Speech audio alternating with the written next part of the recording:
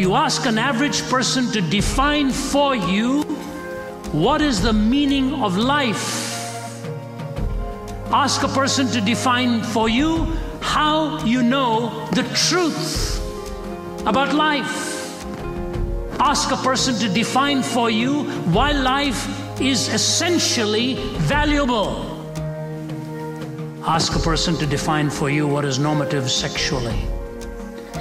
You'll find a plethora of meanings and a total lack of substance in the answers. But we can describe things orologically, meteorologically, and all these kinds of things, but we don't know who we are, and we don't know where we are. Do you know that the most difficult thing in life right now, you know what it is? To define why the human mind is so corrupt.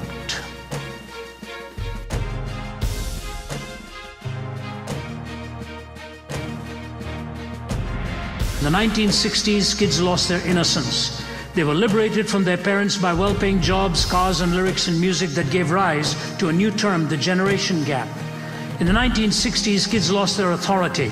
It was the decade of protest. Church, state, and parents were all called into question and found wanting. Their authority was rejected, yet nothing ever replaced it.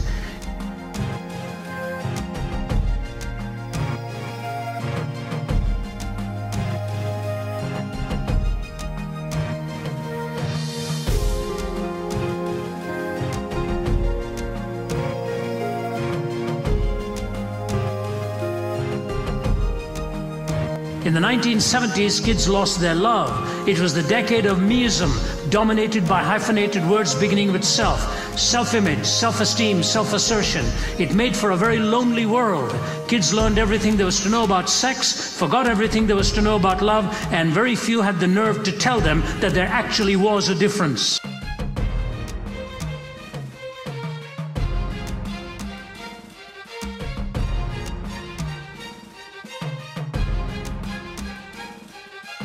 In the 1980s, kids have lost their hope, stripped of innocence, authority, and love, and plagued by the horror of nuclear nightmare. Large and growing numbers of this generation have stopped believing in the future.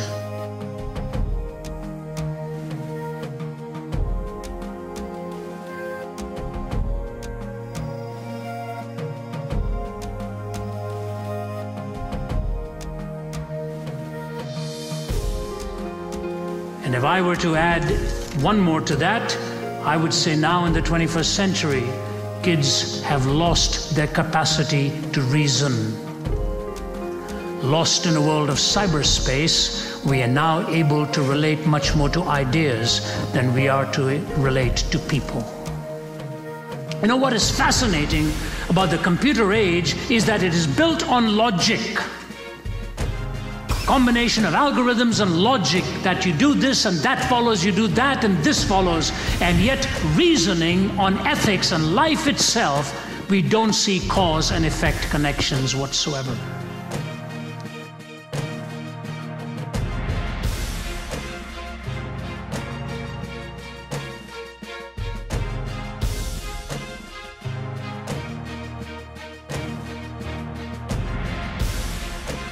We have failed to see the connection between the economic crisis of our time and the spiritual confusion that preceded it.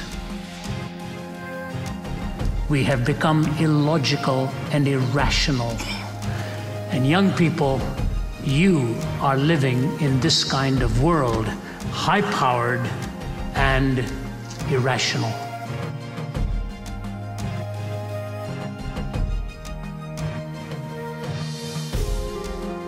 See, God was the defining entity between good and evil.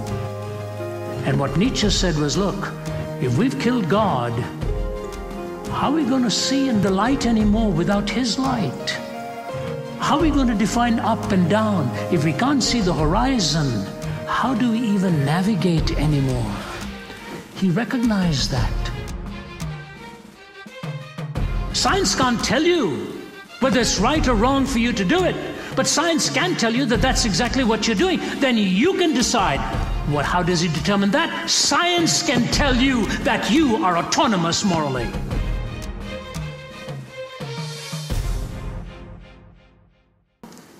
Listen carefully.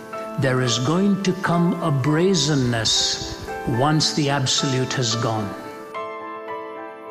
This is the danger of what is happening. G.K. Chesterton said the tragedy of disbelieving in God is not that a person may end up believing in nothing. Alas, it is much worse. A person may end up believing in anything. We are intended to see through the eye with the conscience. When we start seeing with the eye, devoid of a conscience, we reconstruct and reconfigure reality to our own desires.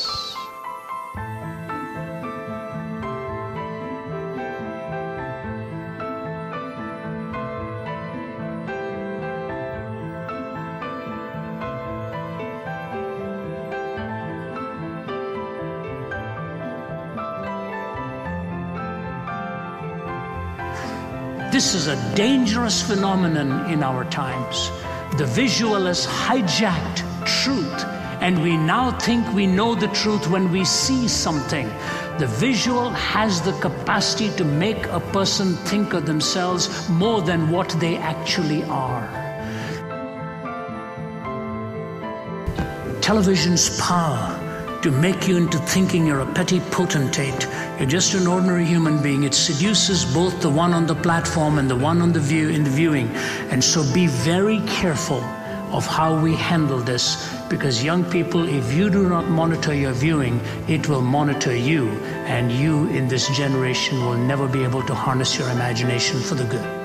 You see, in reality, nothing is so beautiful as the good. Nothing is so monotonous and boring as evil. But in the world of entertainment, it's the other way around. Fictional evil is intriguing, attractive. Fictional good is boring and flat. And so you're seduced.